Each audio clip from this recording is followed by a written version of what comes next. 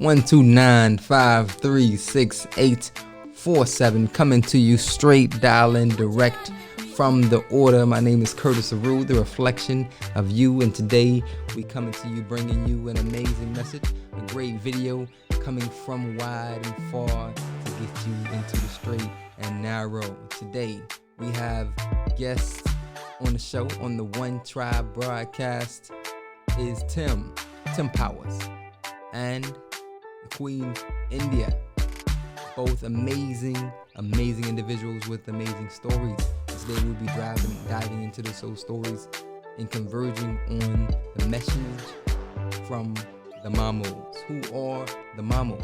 So if you want to get some more information about the Mamos, check out the documentary Aluna. It can be found on YouTube, as well as more information given by Brother Savan Bomar on the Understanding YouTube channel, where he breaks down a message from the Mamos from direct contact and footage with these amazing peoples.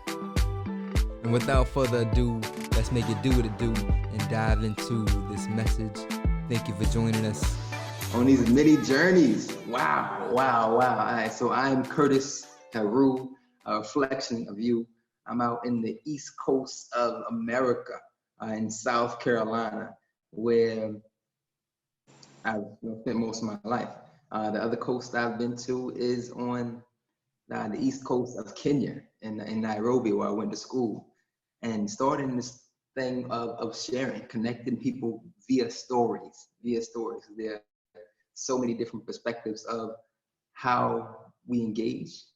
And the beautiful thing I find in every space I've been to, every continent, every country, is that nature is beautiful everywhere. It's a new type of tree to fall in love with, flower, scent, smell, amazing animals, people, their stories. And one of my medium is music. And everywhere there's people, there's music. And if you need any way to tap into society or the mindset of the people, listen to one of their top songs or one of the songs of the elders, and that'll give you like a shortcut in the way into the hearts of the people. And so with that, I'll start with introducing my brother Tim Powers and the Queen India in your own order. Please tell us a little bit about yourself as we dive into this space.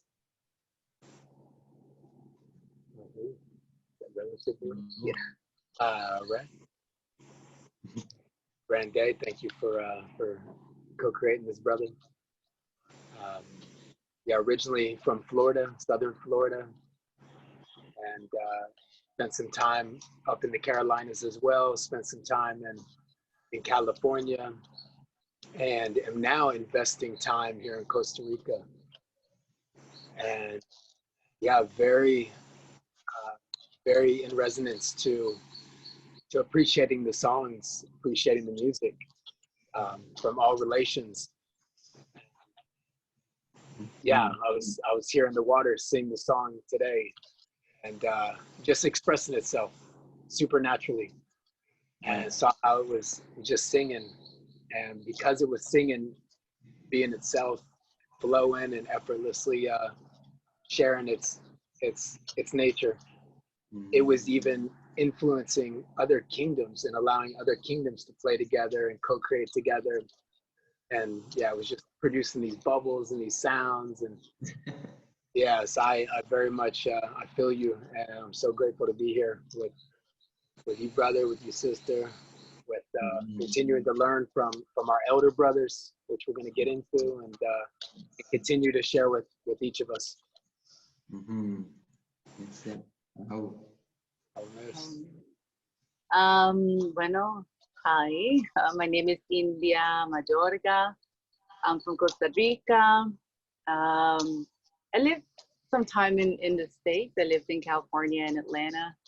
Now it's in the United States, but this is, the land where I'm from and where I spend most of my years in my life. Right now, I am embarking into this journey of getting to know my deepest, most intimate relationship with Mother Earth, and just growing in that sense. And it was funny how you were speaking also about the sounds and what you said, because I'm like, but we woke up with the sounds of the birds and the, you know, the wind brushing the trees, and it's that whole other sound. And though I appreciate also the sounds of the elders and the natives, which is something that I have on my playlist all the time, like you'll hear flutes and, you know, chanting. I adore that type of just ancient wisdom, and it just speaks so much to my soul. So yeah, right now just, you know, learning and just growing, expanding with nature and everything that comes around my field. And I'm just very blessed to be here connecting with all of you and transmitting from this amazing place. So yeah. Oh, wow. Oh, thank you.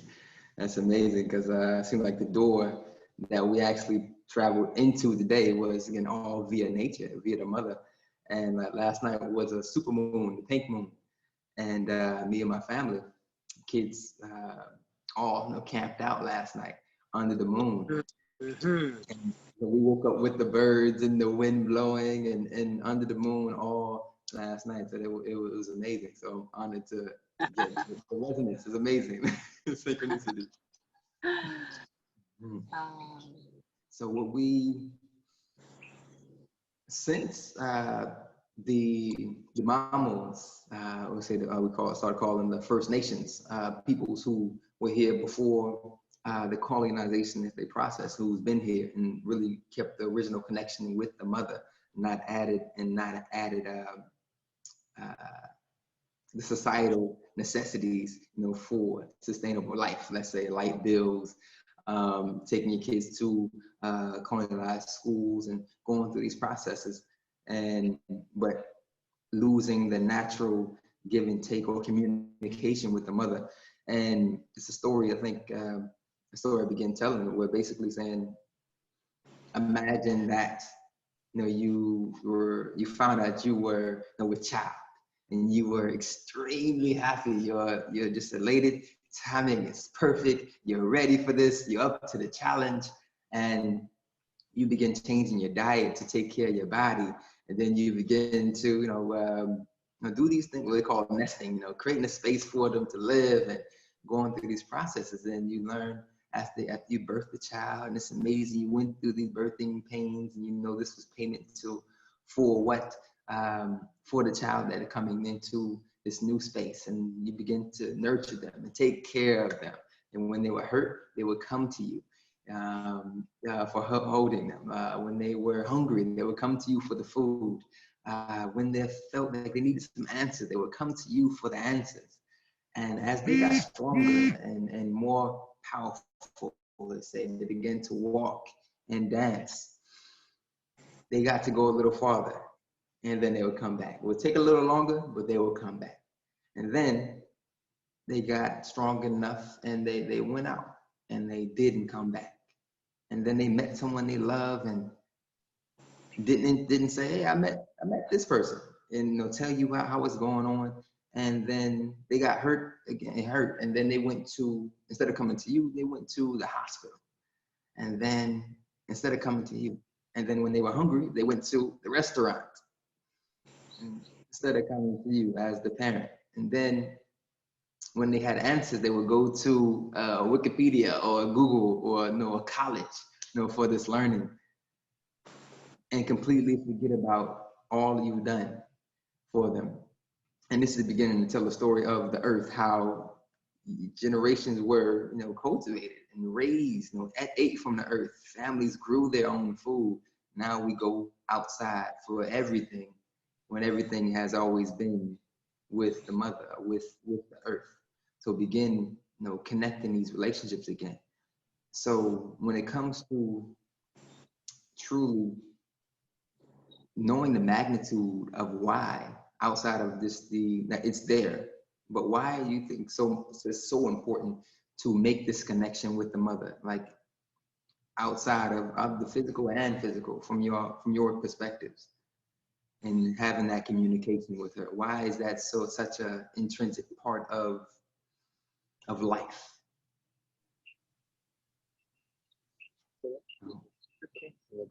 Well, for me personally, I can share from my own experience.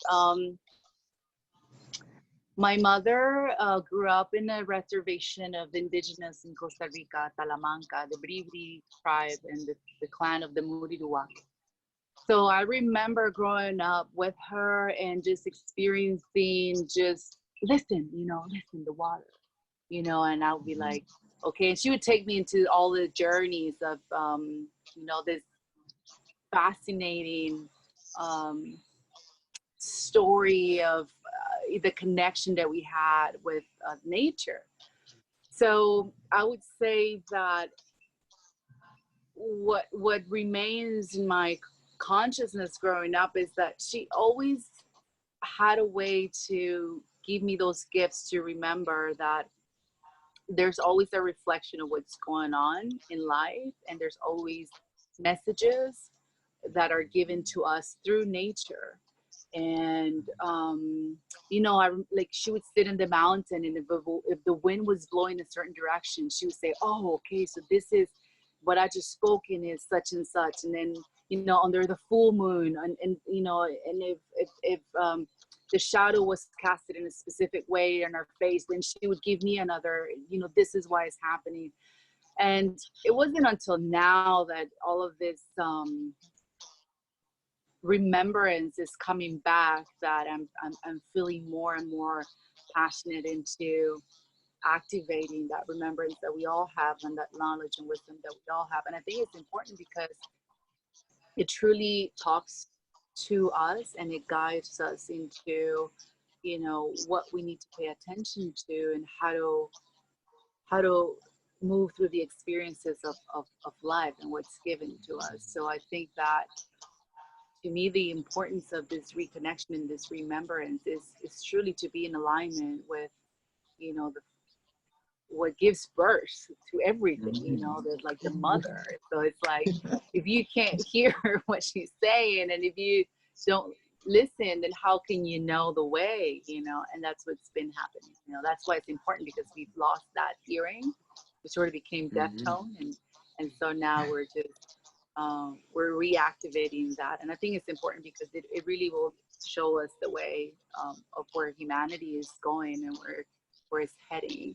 So, and I think that's one of the learnings also with the Mamos, like the different things that they're still sending about the moon, the auras, the circles. There's so much information of codes of, things that I'm still like in awe of how much, I've forgotten. So, yeah, it's an epic journey that we're embarking, and that's why I think it's important, for all of us to reactivate that knowledge and wisdom, to go back into a place of balance, and just connecting deeper to your true knowing, and then feeling that everything is perfection at its best. So yeah. So yeah, the perfection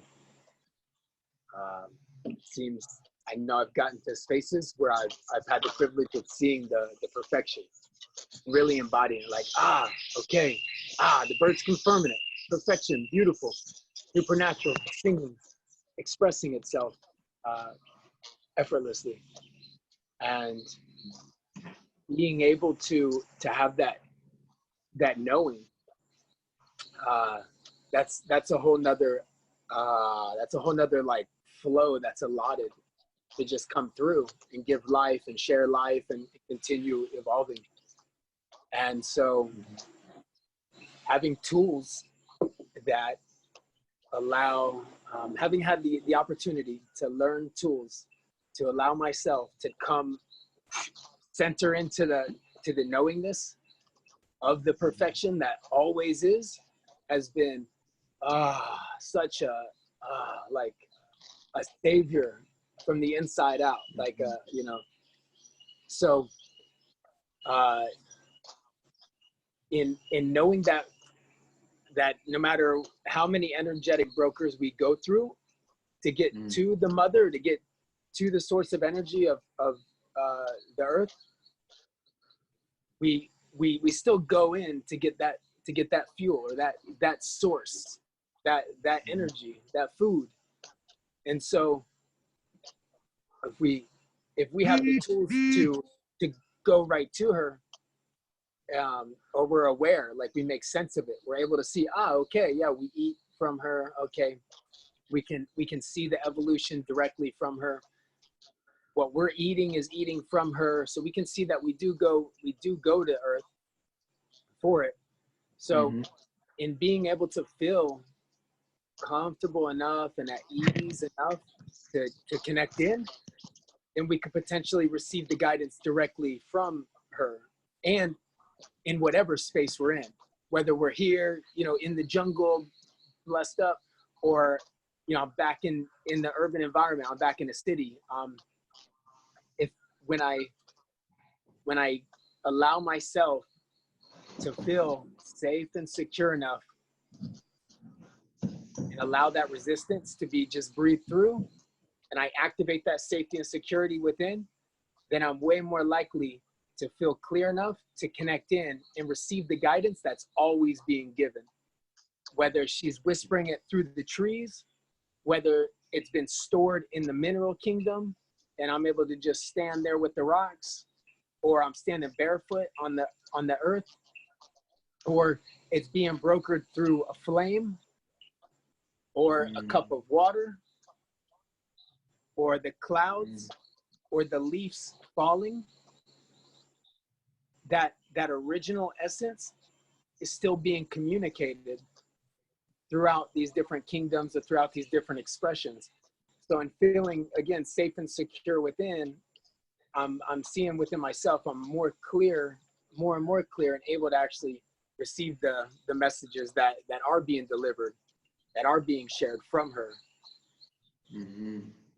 And I'd like to share a little bit of framework on what I've gathered. We had said it was said when the Mamos had came. So there was one Mamo that had came, Mamo Titile, and his partner, one of the other. It said that there was 4 elder brothers, 4 original tribes, to have been born on this plane, as this operating system goes. And that was all in the northern mountains of Colombia. From there came all the First Nations of Colombia, right now called Colombia. And then from there came the First Nations of the Americas and the other continents. And then from there came the youngest of the brothers and sisters. And so, that, I don't know how you refer all these spaces, the name. So it also seems like those that are most in tune with reading nature, that are connected to nature, those are that have been the least homogenized, the least pasteurized, the least fractaled out and disconnected, are elder. That's a good higher force or higher power, more connected to the mother. So just in that, it helped me see, like, okay, I'm more likely to be in resonance with the evolution of mother, to hear a clear channel from the mother if I'm going to go through any of the humans, to be going through the eldest of brothers, or the First Nations, and then the eldest of brothers, and then the mother, so I can see kind of the energetic broker that I'm going to willingly choose to listen to. So we'll share a little reading. All right. This is from one of the Mamos. Okay. And it says, don't say they didn't tell us. We, the Mamos, from the heart of the world, that is also the heart of the universe, from our sacred house, the Sierra Nevada de Santa Marta, Colombia, greet all of the younger brothers and sisters of all races of the world, the great brotherhood, all masters, the light workers, all of those who are on the path to change consciousness, to those who are awakening to a new consciousness, and also to all of those who are still asleep. We invite you to reflect on what is obvious, what everybody's talking about, the message that crowns us as a single unit, as a single pain, in a single suffering, as a single humanity that suffers, cries, that is broken, and that it has to rise empowered, different, freed from incomprehensible egos, from values that did not help, and from the powers that left us weak and tired of carrying them, and that did not help when we needed them most. The mother spoke, life shouted in our faces, nature revealed it. The unintentional fires screamed, it is its truth. But we did not hear them because we were busy with grandiose work for ourselves, because they did not touch us directly, because we were busy building a better tomorrow without knowing for whom or for what. Today, we were not warned that it was a surprise. Don't say they didn't tell us. We, the Mamos, who have learned for hundreds of generations and lineages to take time to develop communication with higher and lower dimensions, who lived for 18 years of our present life learning to silence our minds, to desensitize our biological bodies and our senses, to extinguish our egos, to put our minds to sleep so that they do not judge, do not sentence, do not condemn. In those years and until the end of our existence, we continue to learn to be Mamos by sharpening the senses of higher being and training ourselves to perceive with the senses of the soul and the heart, the whisper of divinity carried by the wind, the breeze, the waters, the clouds, the mountains, the animals, the forests, the very. We have learned that they speak with innocent laughter of children, in the old wisdom of the one who is already leaving, with the color of our clouds, in the melting of the Shudwans, the snow peaks, in the birds that have stopped flying, in the volcanoes that woke up perplexed and began to roar until they made Mother Earth tremble. We the Mamos read it, understood it, witnessed it, when the slow and accurate walk of Father Sun changed, hugging Mother Earth until she was burned, and when the lunar cycles were no longer aligned to direct life, the planting time and the harvest. Younger brothers and sisters, the things that may seem insignificant to you have enormous meaning for us, the Mamos. In every natural event, in every manifestation, the Mamos see a messenger and a message, a guardian, a teacher, a counselor who offer us the opportunity to hear, to dialogue to them with Mother Nature and Mother Earth. Thus, we learn the power to lead without insisting that others follow us. We call those viruses bacteria, those who do good things for us or who plagued us or alter our time and space, our elder brothers.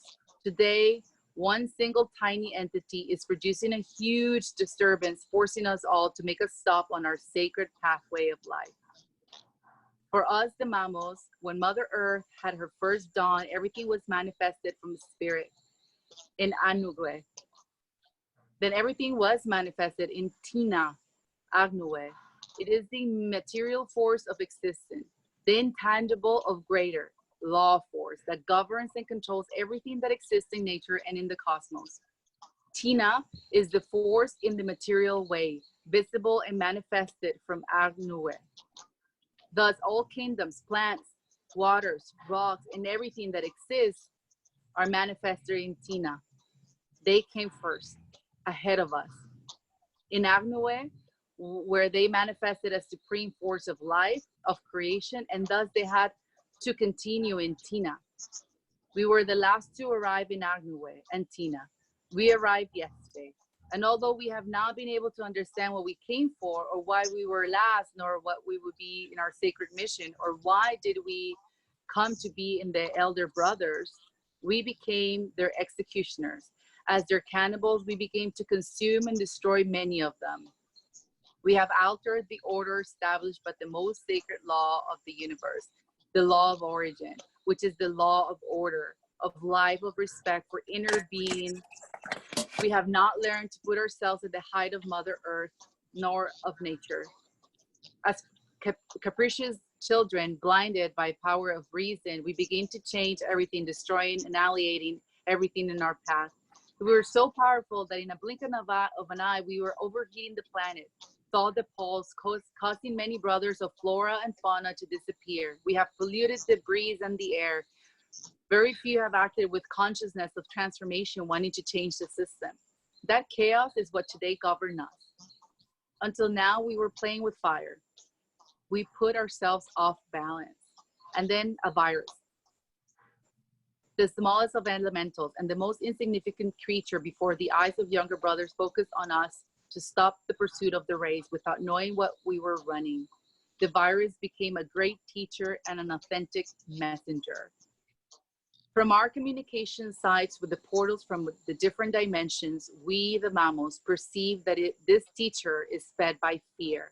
It vibrates with it and is empowered by the fear that he perceives in all of us who feel terrified of losing what we have, what we build or plan to build. As humanity, we have been crowned with the vibration of fear. From the sacred sites, the guardians send us courage, and we Mamos add to this courage a good dose of solidarity, unconditional love, and self-confidence in ourselves to spread it to others as effective shield against fear. We, the Mamos, speak with Mother Earth. We speak with life and with all beings from all kingdoms. From our sacred offices, we ask for forgiveness, first for ourselves, our neighbors, the breeze, the water, the animals, and the plants. We heal them, we balance them, because by healing and balancing our elder brothers, we heal and balance ourselves, because everything is integrated into the whole by interacting with each other and with ourselves. Only when we achieve the new balance will new humanity be empowered by solidarity, giving way to the new earth, promoted, honored, respected, and loved. Then not only will pure air be possible, not only will healthy animals be possible, will plants be possible, but each element, each being will be fulfilling its mission without being destroyed, violated by what is called development, civilization, modernity, and which we, the Mamos, call unconsciousness.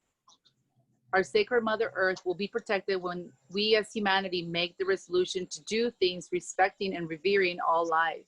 For us, the Mamos, this is an invitation to change and transform ourselves without aggression, with love and kindness. It is something that you talk about, the transformation or mutations that modern viruses are doing. The Mamos see this as an approaching reality that we can reach with the greatest humility that will assist us with the absolute truth of being able to apologize to ourselves and to all brothers and our elder brothers, to have a change in attitude, a transformation of consciousness and habits of thinking before this sacred planet, before the sacred mother, and before sacred elder brothers. We have demonstrated how powerful we are to change, to transform. Let's use the same power to mutate our consciousness, adding a strong dosage of love, compassion, respect, and reverence for life without rejecting with pride or arrogance the elder brothers of nature, because they were here ahead of us.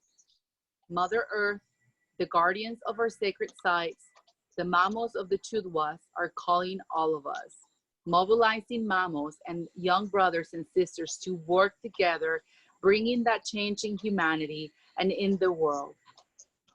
May power, light, and love be with us all to make that transformation during this time of change. That's from Mamo Daduwaco Izquierdo, Mamo Aruaco from the Sierra Nevada in Santa Marta, Colombia, and translated by Armal Bernal, the president of the Great Balance. Mm-hmm. Mm-hmm.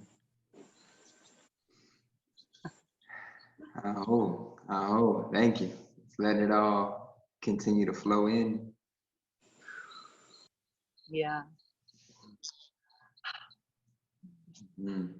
Mm-hmm. So, and as we talked about, the Mamo is like a state of mind, like how, so in these amazing communications that we are having and realization and remembering as we're having.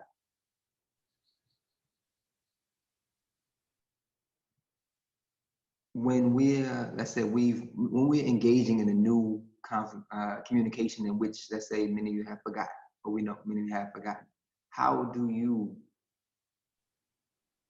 communicate? How do you specifically, like, what are some ways that, let's say, if you never talked to a tree before, or whatever new element that, because there's so many here, like brother says, energy medium, energy brokers, like, what are some new elements that you have been reintroduced to, and how have you began that conversation with yourself and with the external energy? I remember the first time I went to Cambodia. I have no idea what they were saying. And I can only perceive the smiles of their faces and, you know, the love that comes through, you know? So I would imagine that if I would have stayed there for a year, maybe less, I would have picked on some words and picked on some mannerisms and picked on some of their ways. And then I would have been able to communicate and understand the way of life in Cambodia. So for me, it's been the same way. It's been just spending time with Mother Nature. That would be the first step, yeah? Like, if you want to understand how to communicate with somebody else, you have to spend time with them. So I would say for me, it's been mostly through just the birds and the trees, you know, like the movement of the trees. So that's been something that I've been, now it's been enhanced or remembered. And every day I learn something new, for sure. But it is about taking that time to sit with it and to just to listen, pretty much, you know, at least for me. Yeah. Yeah, and it's actually, I don't know if it's the full moon or what's going through, but it's like, I don't know, just having this conversation and being in the space, my eyes is kind of tearing up. It's like a joyous, like, it's like I feel like I'm getting it from the mother. It's like they're listening. They're having a conversation about it. It's like a beautiful, like they're getting it type tear that's coming. Yeah, so Feel that. Feel that. Yeah. The hair's standing up. Yeah, it's getting the same thing. So which is what I'm feeling more of within myself, is that I'm activating, I'm standing up, you know, or if not, then I'm gonna burn out, like, because there's a lot of energy coming through, and this is worth standing. Yeah. It's like, this is worth getting turned on for, like, because there's less and less perceived separation. So I'm seeing clear and clear that Mother Earth is from where I'm coming from. It's, you know, where before there may have been that there was a huge disconnect with that. And yeah, I had all kinds of energetic brokers in between me and the source. And as perfection would have it, of course, because to get tapped right into the source with such a fragmented framework is sure to short circuit, because that's a lot of energy to handle. And it's yeah, I've been there. I've had the opportunity and privilege to research and develop that state as well, to get shorted out, to lose my mind, to fall apart, to be and so in this reconnection, in this remembrance, right, as I start to build more relations or strengthen more relations with these other members of the oneness, it's like, I'm remembering. Oh, okay, it makes sense. Well, it came through probably an hour before we jumped on, as I'm sitting there and I'm bringing awareness. I'm paying my attention to the breath. That's that I'm allowing my body to receive and to share, to receive and to give. And as I'm simply investing in this regenerative practice, in this free energy, and some new remembrance started to be birthed within. And it was like a check, like self-checking self, like, you know, are you able to perceive, are you 10 years ago, are you able to perceive what the heck you're talking about now? And you had brought it up, like, you know, hey, go walk barefoot, you know, touch the trees, you know. Yeah, I could give all kinds of examples.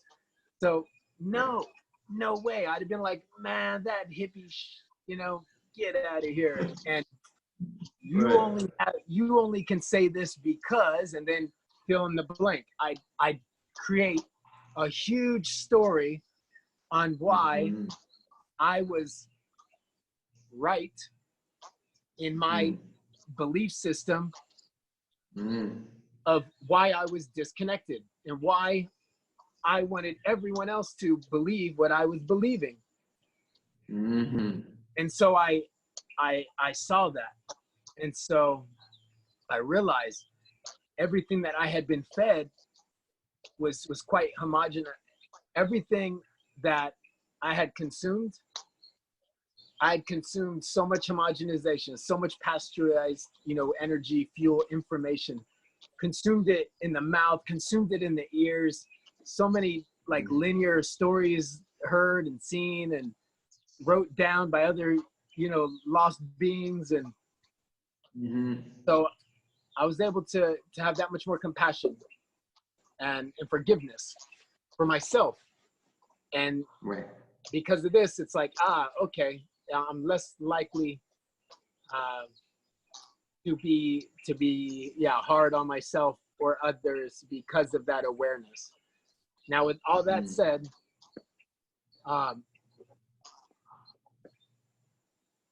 connecting to a tree, connecting to a rock, right? To really, it was broke down. You know, I mean, just think about it. Like we're on a phone that's leveraging the mineral kingdom. Like they just break it up and take little fragments of it and put it in their own, you know, geometry. Like it's not really even sacred, but they do this and they configure it a certain way so individuals can communicate with individuals in you know, pretty quick distances or quick speeds and everything. Like okay. They're like, what if you got over all that separation and you went right to the source again? What if you just truly knew of the perfection of the mineral kingdom and sat on that rock, sat with that rock and received this perfected state, this perfected geometry where it was crafted so perfectly, like leave it to nature, the sacred geometry that's in there. And you were able to attune to that vibration. You were able to get up to speed if you trusted, or at least you challenged yourself to trust yourself or trust your mother, or trust nature, right? But that was a big, you know, then I'd have to challenge myself. But in challenging myself, I feel much more likely to like go in on it like that. So I started to challenge myself. And yeah, like I challenged myself to go within. I challenged myself to pay attention to my breath. I challenged myself to reduce all the energy I was paying outwardly and investing outwardly, because I saw the return on investment. I was pretty scattered. I was pretty lost. I felt helpless at times. I felt disempowered. I often felt just so lost. And as I started to observe that I would play into like a victimized state, right? That was the story I was creating based on what my portfolio was looking like, as I was investing in all these random events and directing my current out there. I started to challenge myself to, well, let me reel it back in. Let me invest. Let me pay this attention inward. Let me pay attention to like breath. Let me direct my current to events worth going in, like this heartbeat. That's a current event, sure to return on investment. And like the heart, I could feel my heart opening. And then these words of like, open your heart, speak from the heart. They weren't just words. I was like, whoa, open your heart. I feel a heart opening. whoa, this is crazy. Okay, I didn't realize that you were being literal with that. And I'm not even sure they were being literal when they said it, but I was like, whoa, this is real. And then being able to feel that, like, yo, the most powerful thing is love. You know, which again, I'd have filled in the blank and written a whole story on why that was some hippie stuff or why that was baloney, you know. And wow, to step in with compassion, to be faced in like pure compassion, pure love, pure forgiveness, as only a mother could show. Like, okay, go on, play around here. I'll even fuel you. I'll even produce something. Throw them seeds in here that you think you're planting. You think you're planting. You know, go ahead and plant all you want. I'll even grow it for you. Eventually, though, you'll truly trust. You'll truly trust. Like, you'll entrust within yourself. You'll entrust creation, and you'll know that I am of that. You are of this. And so it was a big understanding of the oneness, which had the opportunity to experience the oneness through meditations or other energetic brokers, or outer body traumas, ceremonial spaces, right? Which is everything from this viral propaganda going around that could put someone in a stuck state, but that could be just enough resistance to finally go within. Or it's, a multitude of ways to get inward, to really experience, whoa, the oneness. And now it's not like I'm connecting with the tree. I'm now going to, I'm seeing the benefit of like, yo, I'm gonna go to something that's been around here for way longer than I have. And if there's even a potential that I could gain wisdom from that, then that's well worth it. And so that challenge, and they embodied that. Like, this Mamo that we just shared the message from was from it's another Mamo. So we had Mamo Attilo and Candy Maku, and they came down and they just held that for 10 days. They brought their younger brothers, their younger sisters, like, come with us, come on, we'll show you, like, and it wasn't even like, we'll show you the way. They just knew. They knew of the oneness. So they accepted the full responsibility and saw, like, hey, here's an opportunity to share the knowingness of the benefits of operating in this knowingness, in this oneness. We're less likely to destruct it. We're more likely to work in harmony. You know, when we eat this, we're also like spreading the seeds and however that food is coming in. And so I can say I got to really see it in action, and then be able to experience one of the biggest deliveries was of the order, of being able to work with the order, like we talked about in the beginning, just the order of connection. So now, just reactivating that order, remembering in a more sacred geometry. Exactly, yeah. Thank you. Indeed. Yeah, I think that well, the story speaks about how there's an order, in the waters of Tina, and then from there everything else, like all the creatures came out, and we were the last one. So there's always an order of things, and when we were sharing with them, it was a gift to be able to share with the First Nations of Costa Rica in this journey, and then the little brothers. So then it was always Mother Nature, the one speaking, the one giving the message, the one talking to us about, what was the land for, what was the offering being given for, what was it activating, what kind of energy was already set in that place, and how it was reactivating something. And then that wisdom share with the First Nations, because they've been here through millennia, and they have this encoded in their DNA. So that's the reactivation of the order that comes through from nature to the Mamos to the First Nations, and then the little brothers we're all there stewarding the land, learning from this wisdom and learning. So there's always been an order of things, and that it's important to keep that order. And because we have not, everything is happening. And then, you know, this, and then through this journey, it was when this event was starting to happen in the world. And, you know, it was all about, what are you feeding? What are you feeding? Are you feeding that thought? Are you feeding that that's coming out?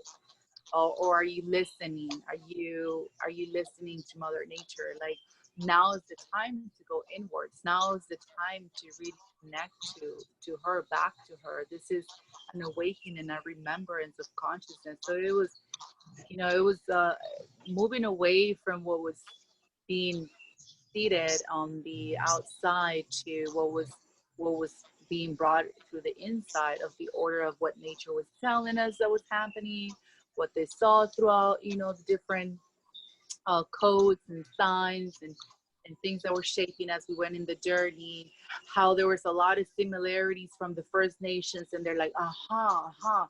And then the interchange of this wisdom and ancient knowledge that was there, that is just, you know, was just now coming back and reactivated. And to us that, you know, we spend time in nature as well, the little brother is like, you know, seeing all this as well. So just maintaining that vibration and maintaining that space to go inwards to really fulfill of what is happening, which is beautiful, is this whole new awakening of humanity. Is this whole new connection back to Mother, what we've lost. And it's her acting, it's her letting us know. It's been written, it's been in the messages, it's been delivered, we just haven't heard it. And now that we're like being forced to hear, like, now whoever has the ears will hear, you know.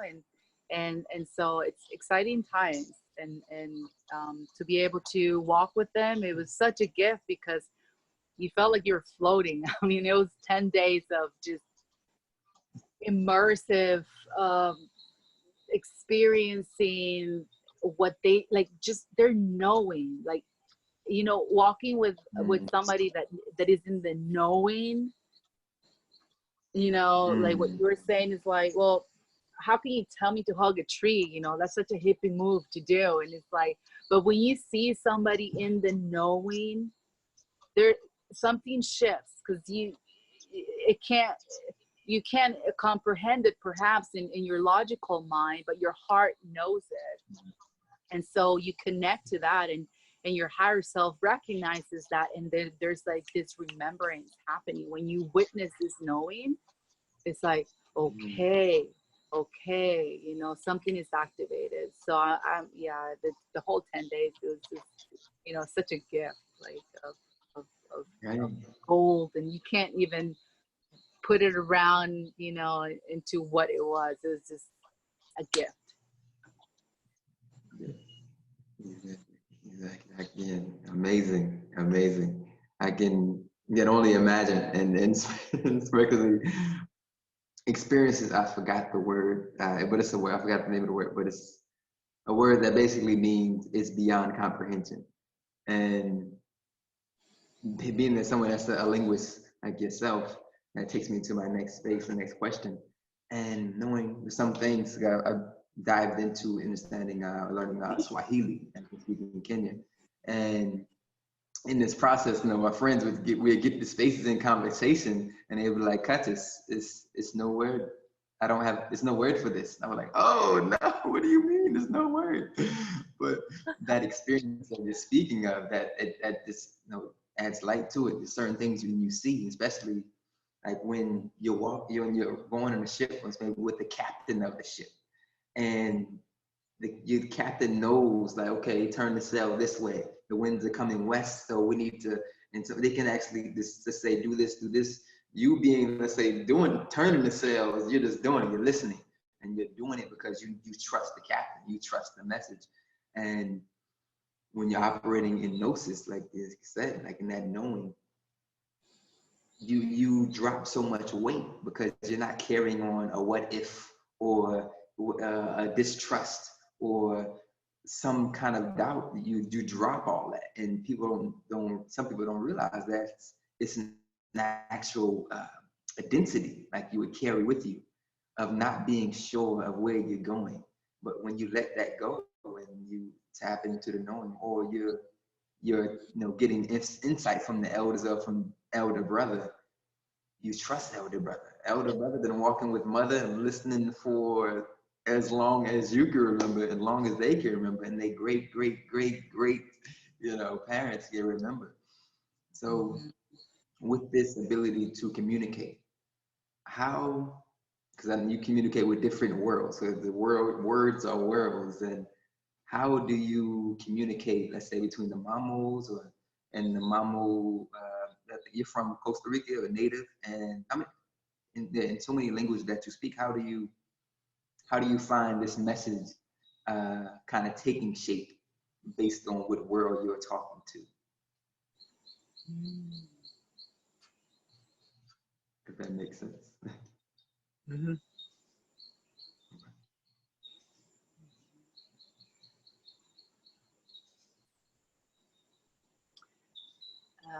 I see it as a reflection of nature itself as well.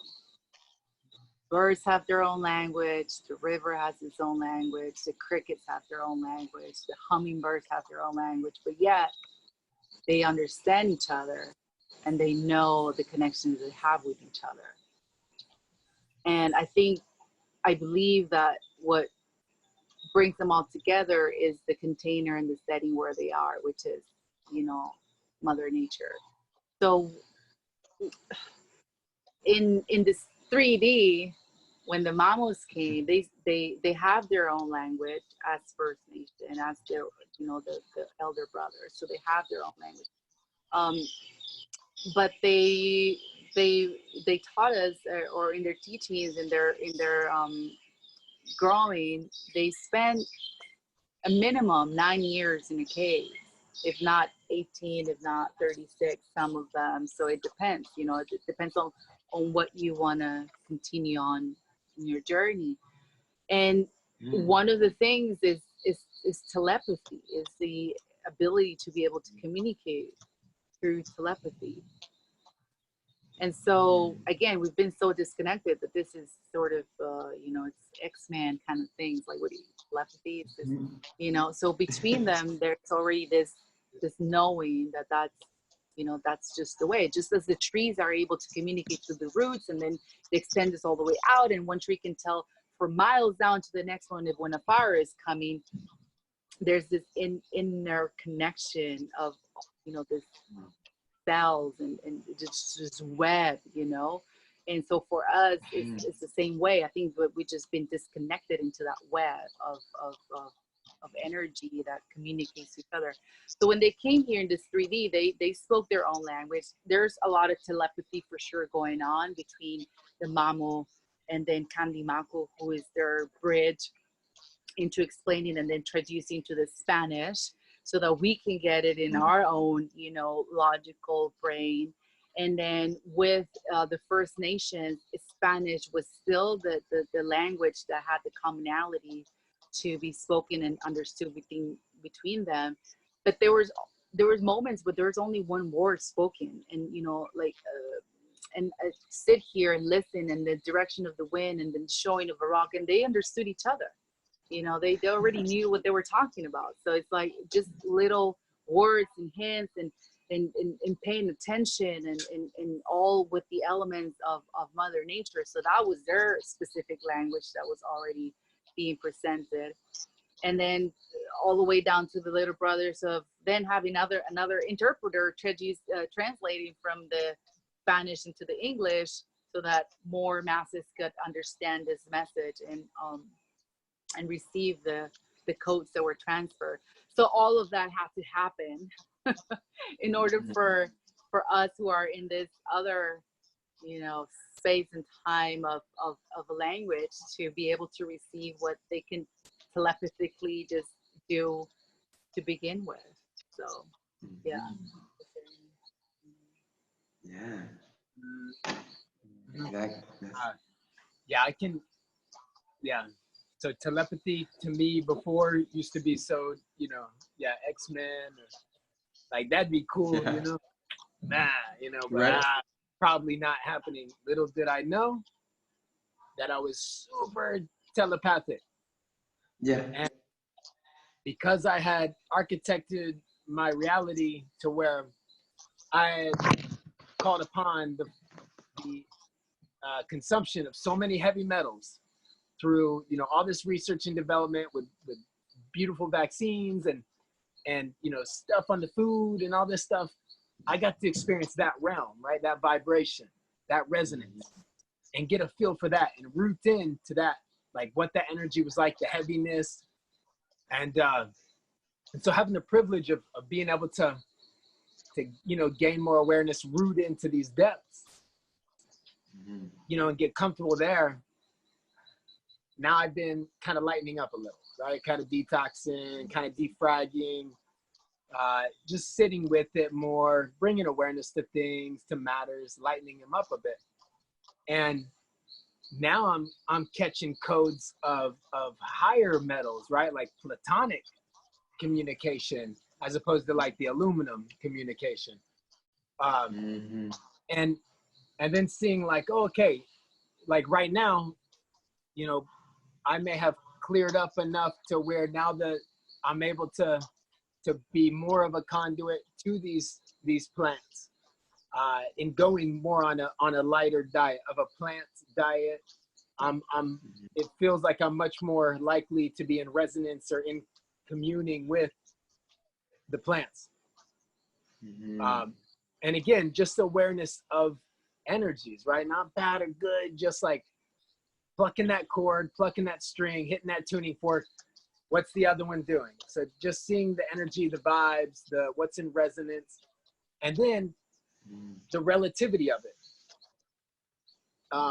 What's it like to be that sensitive and that tapped into clearness and the oneness and walking into a casino, you know? Right now, I perceive that as being quite a bit of chaos, right? Or just, which would be like unorganized energy. However, I can also see that if one was equipped in the knowing of alchemy, then that would be a lot of energy to then play with and redistribute in a more regenerative way.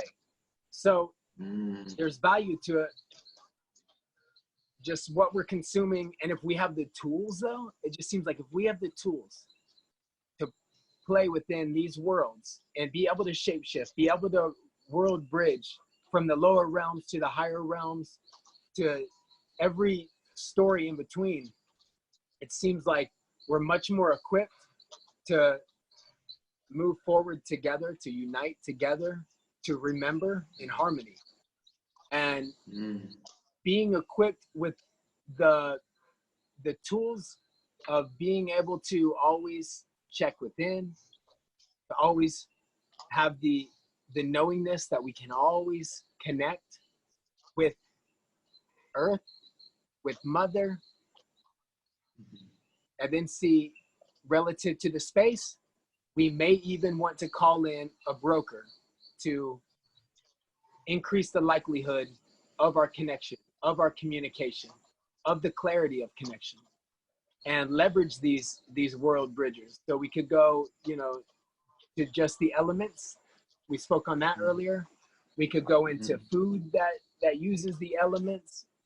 We could go on to other humans.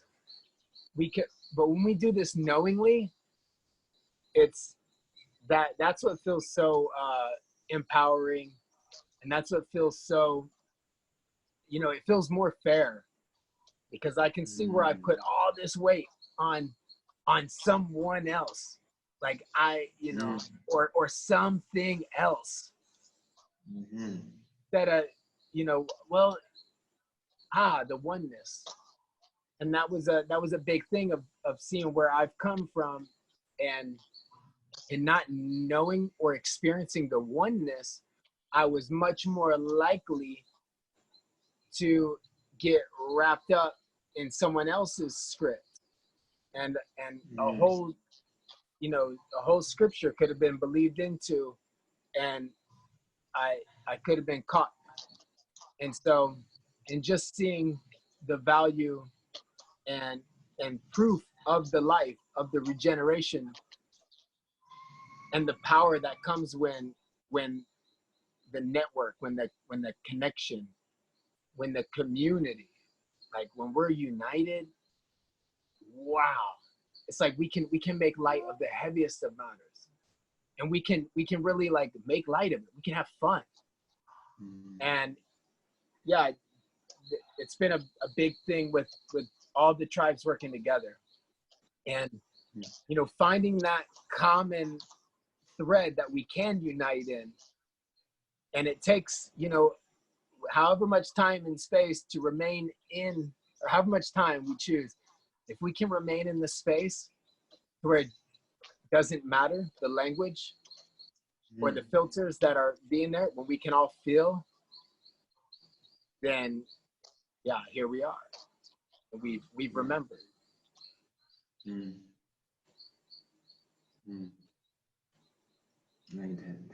The language of the feel. For those who feel, this is for you. I was so like many of us, we have children, you know, to pass this story on to pass this, and this could be anyone, to someone, could be younger brother, and being able to tell the story in our unique way is so important, so important. It just allowed me to reflect back again last night with the kids. We camped out under the full moon, and I was like, no, how do we teach? Because, you know, the knowing is a fraction of the knowing, or a fractal part of it. Is thinking that it's so much, and that it's hard to digest, you know, give this to a child, and this is just way too much. That we're like, no, just share it, just share the story, and let it be. So at a point last night, we began to, you know, talk about the moon, and I brought up the elder brother, and how if you want to learn something, you know, you learn from the elders who's been telling the story longest. So we traversed English and went straight to a mantra, you know, told in India, where they call the moon Soma. And, you know, tapping into the mantra, it was Om Soma Somaya, you know, Namaha, Om. And in this song, in this mantra, I was saying, like, this is how you communicate with the moon. And many people, when you communicate it with them, they begin to open and talk back with you. And through the whole night, previously to this point, there was like cloud cover over the whole, let's say, 8-mile radius. We got in the car with our cosmic clock, and it's an application that you can see the geographic location where you are in the cosmos, or at least in the Milky Way. And so we gave able to see where the moon should be. It should be right here, but it was complete cloud cover. And we, you know, got in the car, and, you know, we drove around the neighborhood, drove around the community, like about, say, 8 miles, you know, around. We could not get it. We could not find a clear space. Let's go back to the house, and let's, you know, work on moving these clouds. And that's when we got to the tent, started doing the mantra and singing. And as you can see, the clouds just opened up. And it was like, it's there, it's there, it's there. And there was so much joy in the space. And again, I was like, wow, now they know. They know that, they know now. I don't have to explain anything else about, like, this phenomenon, you know. And every time they did it, they said, we stood the whole night out there. They did it at least 4 different times after the clouds began to, you know, congeal again, after we, you know, changed our attention into something else. And they would do it again, and it opens up. It was like, I know that by experience. So what are some things that you would, let's say, share with any younger brother, any child, you know, looking to, who has an inquisitive mind, who would want to make this connection with nature?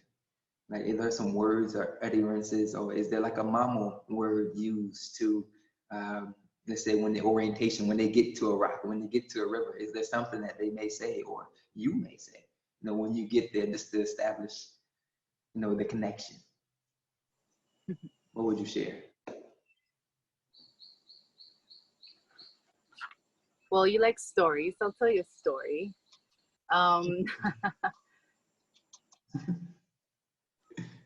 There was a period 2 years ago that I was under this massive business construction, and I had to finish all of this structure in X amount of time. And during that X amount of time, it was the heaviest raining season in Costa Rica, pouring down. It was the months of August, October, and November, and I had to finish the project by November. And by then I was already walking with the land and already barefoot with the land, already communicating in the sense of hearing the land. And so there was one week where we were at this point of just digging like 4-meter down holes into earth to be able to put the pillars for the structures that were going to come up. And I really, really needed the rain to stop. Like I really needed it just for 1 week. Just 1 week would be enough. And it was raining every day, you know? And I remember just walking the land and just connecting to just my feeling with it, and just, you know, why I was creating this with her. What was the main purpose of this whole project that was developing? And so I sat with her, and I remember just going down to the waterfall where all the rain was coming down from, and just having a conversation, you know, just having a conversation, and just looking up like my mom, like I would remember seeing her do, and just talking to the rain and saying, you know, we need to make this stop just for 1 week. We need to make it stop. Just around the perimeter where I just walked, just this area, that's it. Can we send the rain somewhere else? The rain stopped for 1 week. And I was able to, with the assistance of Mother Earth, finish what was in the plans. And so I had this child, you know, sort of joy coming through, and like, oh my God, I just spoke to it and it just listened, and we were able to, and whoa, what just happened? Like, you know, supernatural powers activated. Yes, let's go, you know. Yeah. And it was sort of ego for me to do this because it was for my own personal project, but yet it was for a bigger thing that I believe I'm developing and creating here in the land that I'm stewarding. So what I would say is that we've just forgotten. We've forgotten the supernatural powers that we have. And, you know, we see it in the natives, of how they dance for the rain, how they dance for the sun, how they dance for the, you know, for the season to come so they can grow their food, how they give thanks to, you know, so there is already this knowledge. And with this when the awareness came of this that had just taken place, it brought me to connecting with another bigger waterfall that is around the area. And when I went there to pay my thank you, to pay my offerings to what had just happened, it was communicated to me that a lot of the landscape had shifted and changed in that area, which is about 15 kilometers from here, 20 kilometers from here. And then it came to me, I was like, I wasn't even aware of this power of what we can call upon, but without the awareness of, you know, what am I asking for as well? Like, I asked for no rain to be dropped into this area, but then where is the rain gonna go? Where did it go? And so it also humbled me, because I was like, I can't believe, well, I now know that this was created because it came from a place of wanting to create something bigger for humanity that came to the land. But I was also playing with all these supernatural forces without proper, you know, I guess, elder, you know, order of, you know, and so I was like a little kid just playing. So there is power supernatural powers. We all have access to them. There's an order, and that's why the Mamos, they're trained from a very early age to have all these understanding of nature and how they speak to each other and what the order of things is, and what if you do this, then what happens here, if you tap into that, then what occurs on the other side. There's always that duality, there's always that positive and negative. Where do you keep the balance? So from that experience, now I'm aware of the power, and then also of the knowledge that I'm gathering now from the elder brothers, which are the ones that are connected directly to Mother Earth. So with that note, I will leave and encourage all the children, like your story, to connect deeply into just your inner voice, and to look for those elders, with the wisdom, with the knowledge, and to sit with Mother Earth in the mineral kingdom and everybody else in the kingdom of the plant, the animals, to just hear, because we do have it, and it's all within us, and it's a remembrance process now. And yeah, so I'm excited. I'm excited of the new change. I'm excited of the new children that are coming in this new era, and all of the teachings and learnings that they're gonna have from Mother Nature, and how we're gonna elevate consciousness together, and we're gonna create this new era, golden age, and all the prophecies that are already speaking about it. I'm so excited to be a part of it and to be in this journey with all of you. Thank you, brothers, so much for this space and time. I trust we can meet each other in person in the physical 3D. In the meantime, I'll work on my telepathy with you. Yeah. So thank you. Thank you. All right, thank you. Wholeness. Wholeness, brother. Gracias. Pura vida. Ciao. Pura vida. Ciao. Will you still be connecting with us, Brother Tim? Or you sliding too? Yeah. Let's play for a little bit. Where we at?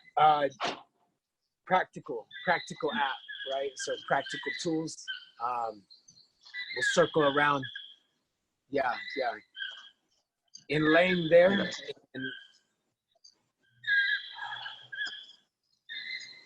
you got a parrot over there, a dog.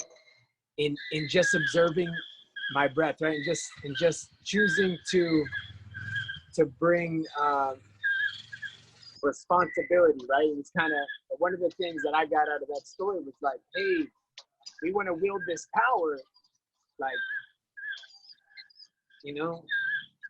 whew.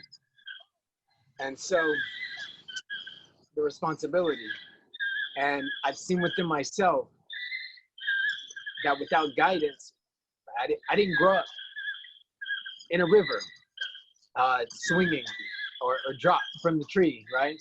So there's a lot of deprogramming and unhomogenizing and unpasteurizing and rewilding of one's, constructs. And I've seen where, with the greatest of intention, I chose to share this way or do this, or right. I mean, I had maybe read some other script or heard some other story, and because I didn't really know thyself, I had yet to dive in deep, to root in, so deep, or connect into the mother, that I was easily led astray or caught up in the currents of another programmer. And so, yeah, practical tools in strengthening the connection with the other kingdoms that are connected in to the mother, relative to whatever space this is being received in, would be to truly prove it to these relatives, That's what I get from them. It's like, yeah, you want to connect? Prove it. And I'm like, what's up? I'm here. I'm here, right? And then I may see the mind like, okay, it's been long enough and I'm not connected. I'm gonna go, boom, distract myself, right?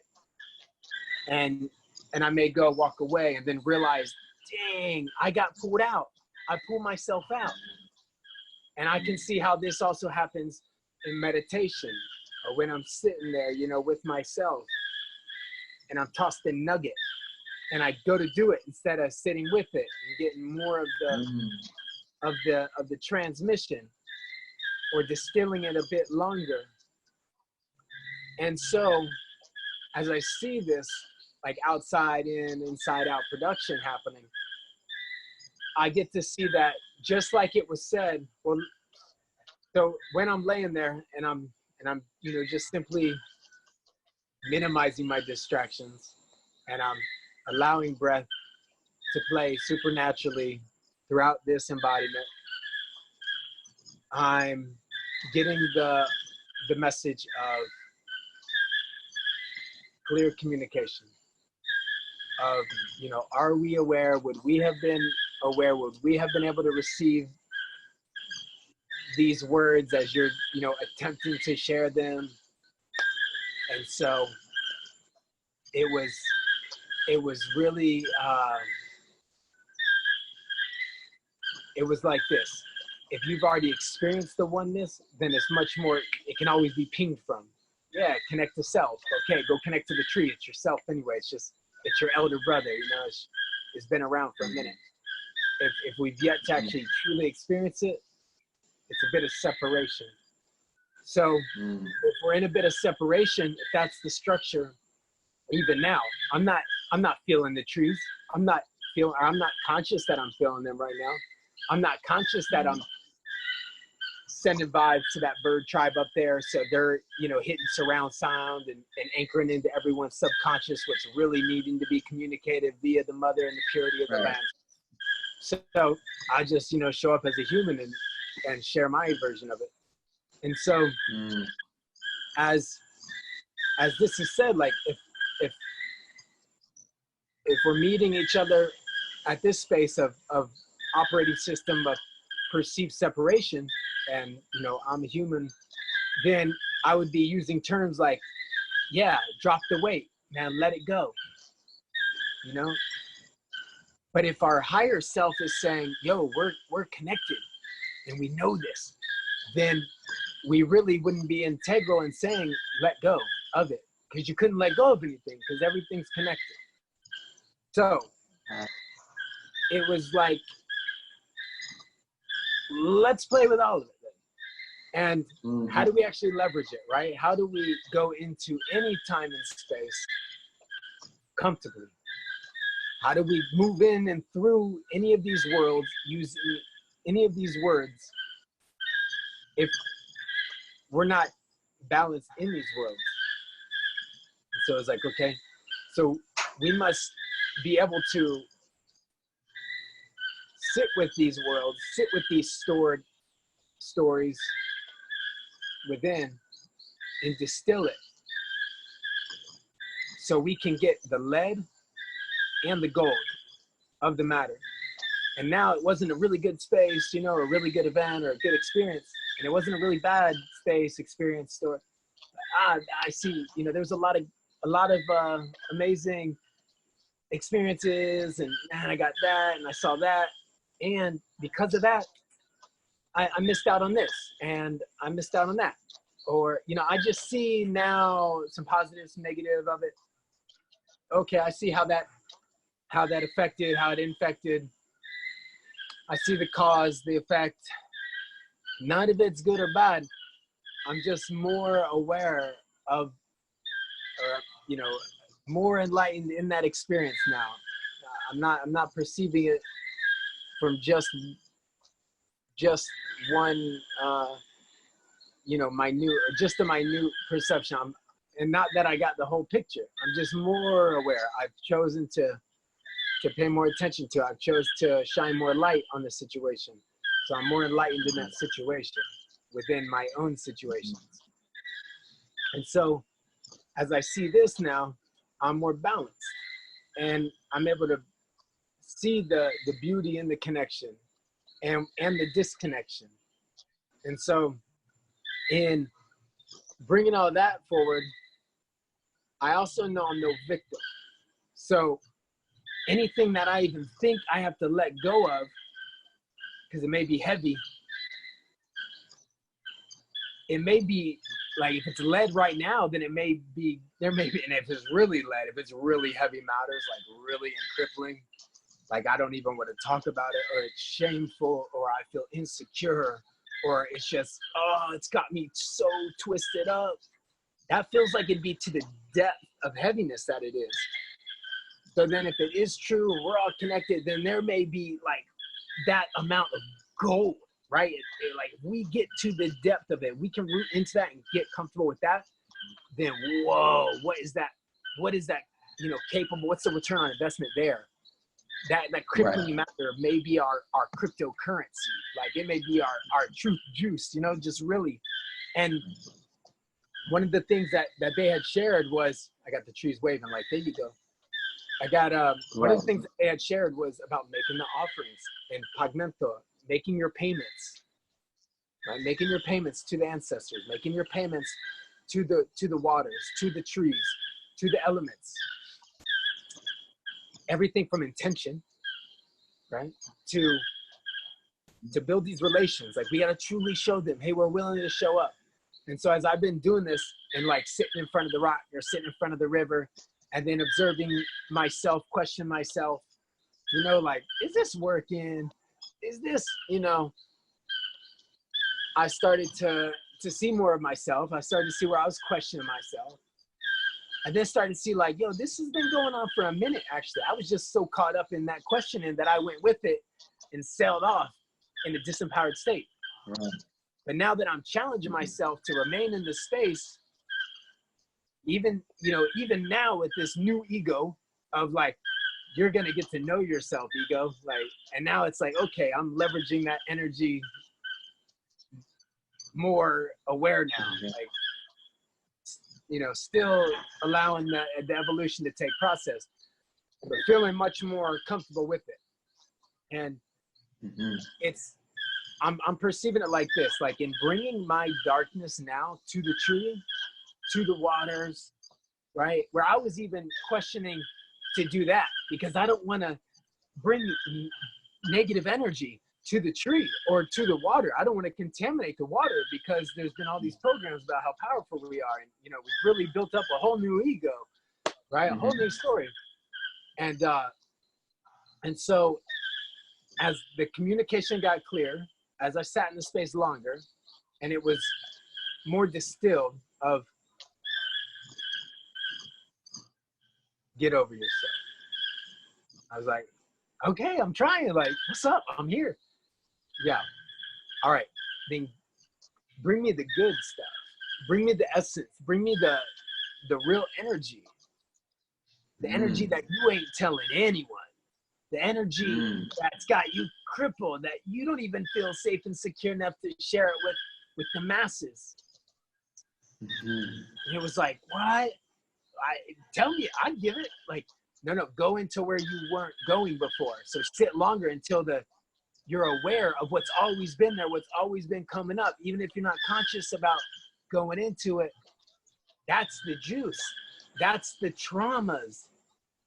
That's the fear. That's the shame. But if we don't feel safe and secure enough, right? Because we're around a bunch of others that don't feel safe and secure. So the space may not be held. So it's not just flowing. So we get to reflect like, yo, okay, that tree knows itself. That river knows itself. That volcano knows itself. That candle knows itself. When I sit here, I feel safe. I feel secure. I feel all right. So I'm like, yo, all right, I was judging myself here. I was judging such and such here. I was out of integrity here. I was completely super caught up in BS here. I was in a fight or flight. I can see much more of myself, and I'm sharing that with the trees, with the water, with the fire. And in doing this now, I'm able to see like, oh, maybe actually I was doing that because that's how I received it.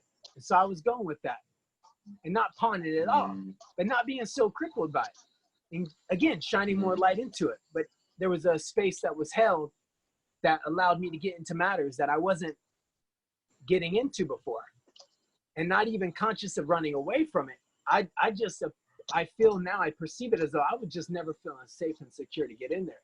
Even using medicines or, you know, these other ceremonial spaces, everything's a ceremony now. So I appreciate this incarnation, this existence, this opportunity to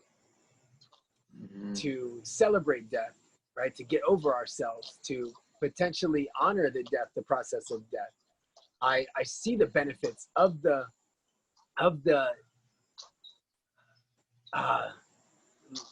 it's a good day to die kind of, right? The Lakota, they come in strong. And really doing it, right? And seeing, like, I've been hesitant to even share because I've seen where in the past I've been so eager to share that, you know, man, did I really, that only worked for me. That was medicine relative to that time and space. But now that I've become more aware in that subject matter, or I've actually, whoa, this whole manifest destiny, but where did that come from?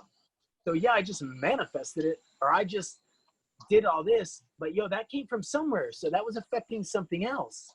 I was like, whoa. And then that became its own trauma of what was a healing thing. Or that thing I was using as medicine I saw got really played out. And then it started to get just over-consumed.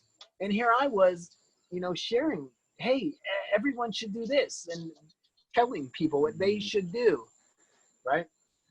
So I see more and more, like, I'm much more, let's see, equipped, there we go, to share what I've done along my own journey. And that's about it. And what's worked for me, as opposed to telling anyone what they should do.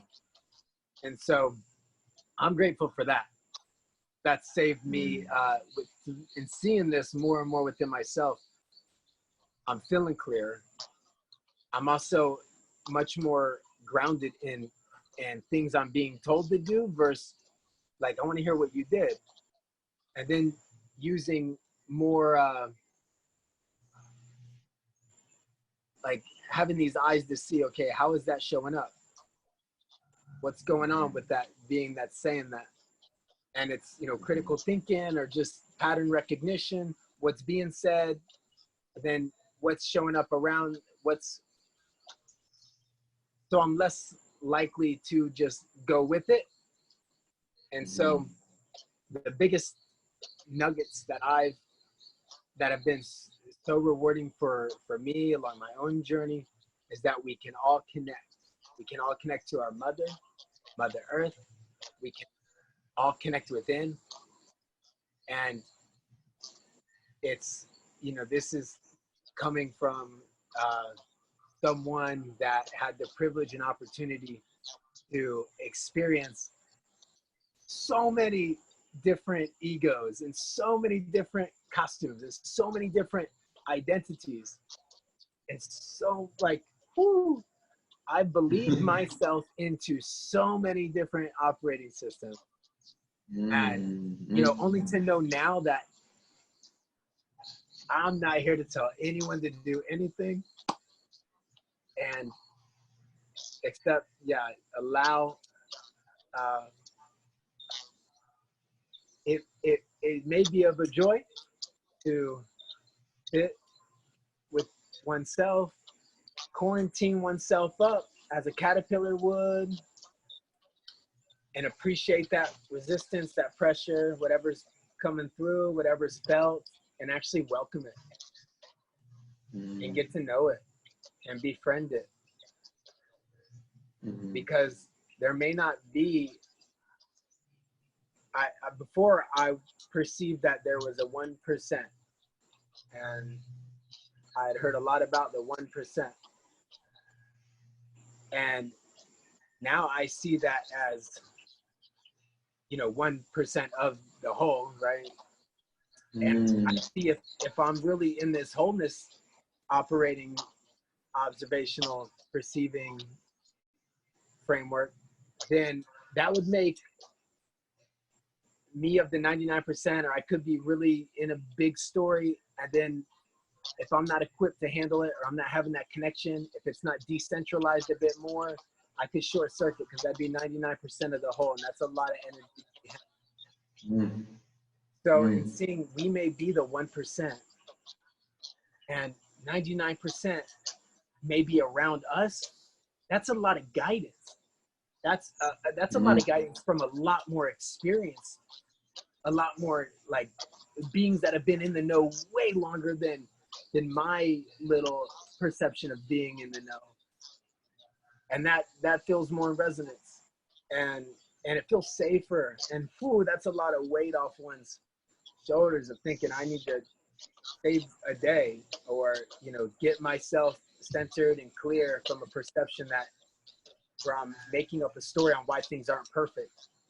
And so now having the tools to connect into what is perfect, to listen to evolution, because evolution will continue to evolve, and being able to listen to the mother and hear, or and listening to the trees and hear and sit with the resistance when it comes up, like, yeah, well, what's your consumption been like? Okay. And so if I'm taking a lot from here, well, then that would affect this. And so this could cause things to be imbalanced. And so now I'm seeing more upstream of what's being seen downstream, or I'm seeing how I'm causing what I may be in effect of. And so I'm seeing the value in sitting with myself more. I'm seeing the value in listening to what mother's got to say. I'm seeing the value in listening to what's being said within. Seeing the value of investing my attention on my breath, and being grateful for the opportunity to be in conversations like this, to share space. And I'm grateful to continue listening and continue sharing. And it's like we go inside and we get a message, or we perceive we're getting the messages from the other relations, and then seeing the value of bringing it forward and distilling it with some other brothers and sisters. I got this vision, or I saw this, or I heard this. Oh yeah, me too. And then being able to see it, like, okay, we're going through it too. And then seeing with more connection, more synchronicities, it feels more safe, more secure. And then here it feels like there's even more whispers coming through. And so I just thank you, brother, for these builds and being able to connect in and share, and the platform you're working with, and how this is possible through our brother Savan, and the Secret Energy Tribe, and the embodiment of sharing, of boom, boom, boom, bringing it forth, getting out into ceremony, sitting with these different elders and coming forth, sharing it and building together, and reminding each of us that, we're so much stronger together. So much stronger together. We can get through anything. I hope. I hope, brother. And from then on, a couple more points before we come to a close today. Well, a pause before we continue to flow on another platform, on another space, in another now moment. Is we used to give what typically, with the order of things being done, when you introduce yourself with your name, when we say name we've been given, typically within the space. And shout out to the birds and tribes behind you that was speaking with you as you continue to flow. Or when you introduce yourself, you would give your name. Your name, let's say, in context of Aboriginal people, their name might be extensive, like long.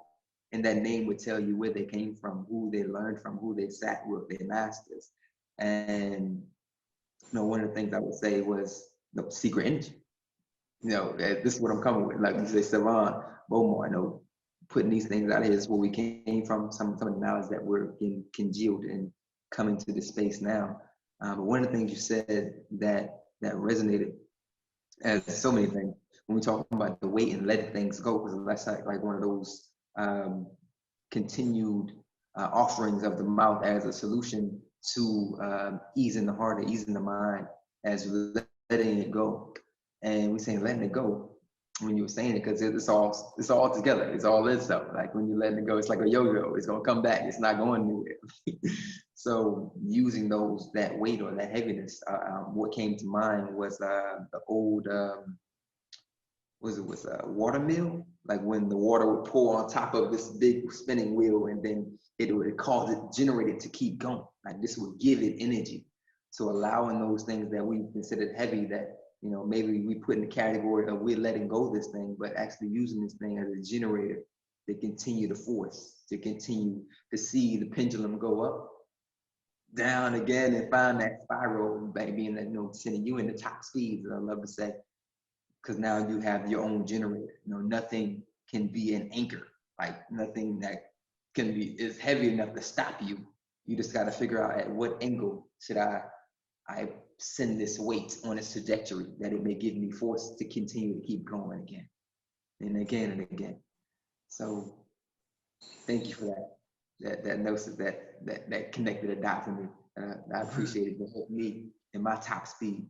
And conversations like this that we'll continue to have vocally and telepathically as we go into this state of creating this expanded awareness to self. Have a great day, brother, and creating this way. And I want to share something that came through, or the birds want to share something that's coming through, so I'll give them the space. Give them a minute. All right, it's clear. Yeah. How would the trees look holding on to all their leaves throughout all the seasons, just holding them, holding them, holding them, holding them? And so, yeah, how would that look, right? And would their roots get the nutrients if they did?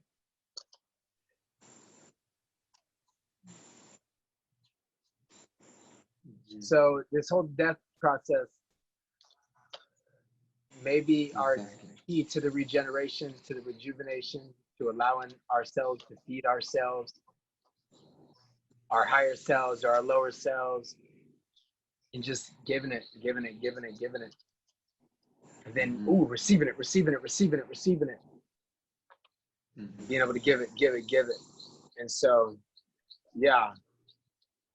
Thank you, brother. Thank you for opening up, this space to play and co-create and see more of ourselves, and continue to connect in and continue to see, actually see, tribes coming together, stronger and stronger, remembering, and more harmoniously. Appreciate you, brother. Big time, man. Always, brother. Anytime. Looking forward to connecting more and more times as we continue to build on a multitude of topics. We know they're all connected. I want to open the space for who have questions. I got a bit of check my power level. I got about 3%. But anybody want to jump in and say wholeness, a question, something like that? The moment is now. I appreciate you all for tuning in. This video will be distilled and downloaded and then brought back forward to be shared on other platforms. So you'll see that coming forward after it begins to convert on the back end. But right now, jump in, say wholeness, and we're gonna keep flowing with the gnosis of the moments. See if we can, maybe we can, you'll have to unmute the mic. Yeah. I mean, yeah. Yo, So wholeness. Yo, that was beautiful and well said, yo. I'm gonna use that one. Wholeness, Brandon, Danielle. Wholeness family, thank you for the share. That was amazing. Thank you. Oh, it's true. Wholeness. Ooh, Dez, So grateful to be anchored in. John. Woo. Yeah, all the So family. grateful for you all. Beautiful. Thank you. Thank you for the share. Okay, Back- brother. The whole fam, man. Wow, Much what a love, blessing. family. This Oh, is I it. This is appreciate it right here. The tribe's coming together continually. Thank you, Mhm. brother. Thank you, sisters. Sean, always, man. Always pillared up. Thank you, brother. Give thanks. Until next time, family. Wholeness. Love y'all. Wholeness. Wholeness. Wholeness. Wholeness. You. Wholeness. Hey, yeah. Hey. All right, family. Wholeness. Wholeness.